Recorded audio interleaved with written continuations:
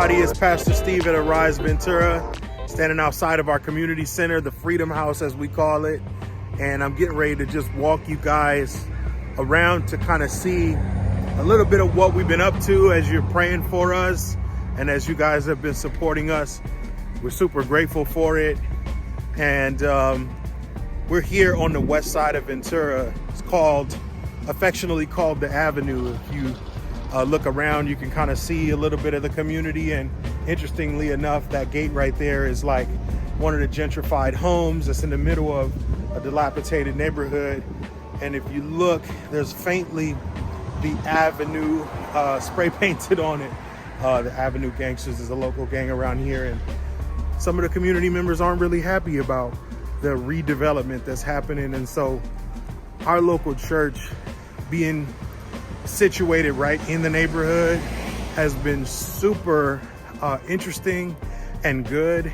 And where I'm walking you around to is we're going around the corner to where the housing development has been redeveloping the projects that are right over here. So we do a lot of our outreach and even our social enterprise, right?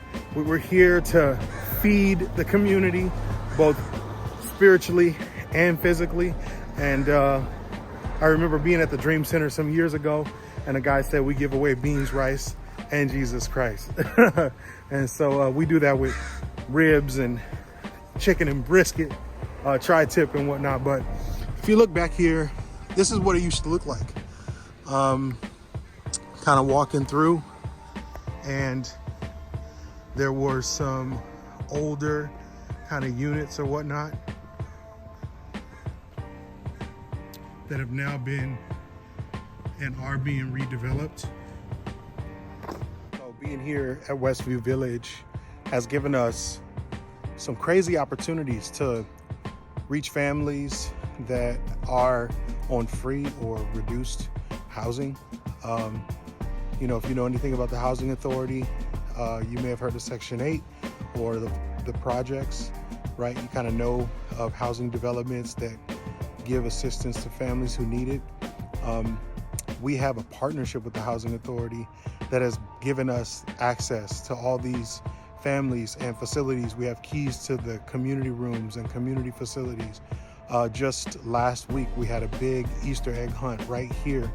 We had about 75 or so kids and their families put almost 1,000 eggs out, and just had a great time. The week before that, we're doing some hamburgers out here with them. And the coolest story is that recently there was 50 families who moved in kind of one week and 50 families the next week. And the Housing Authority brought us here to do a barbecue for them as they gave them orientation, how to use your stove, how to use the thermostat in your new facility. Here's some of the kind of rules and regulations for being a community member here and a resident. And they brought us in and said, these are our strategic partners. They have a local church right on the corner. They love you. We trust them. You can trust your kids with them. Stuff like that is just amazing, and you guys have really helped us and empowered us. So one way y'all can pray for us is that the Freedom House, where I started out walking over here, is like a mission center for us. It's a mission outpost for us, and we've been able to do some really incarnational stuff right here embedded in the Avenue or West Side community. Our lease is up in July, and we have to let them know whether or not we want to renew that. We have an option to renew for another 2 years. We got to let them know that April 30th. And so financially, we're actively raising support. The reason we're there is because of generous donations. We've had partners with other Acts 29 churches who have helped us to be able to be there. And we're looking to see that through for the next 2 years. And then also just for the doors to keep opening, like literally, like Paul said, pray for us, and that there would be an open door for the word.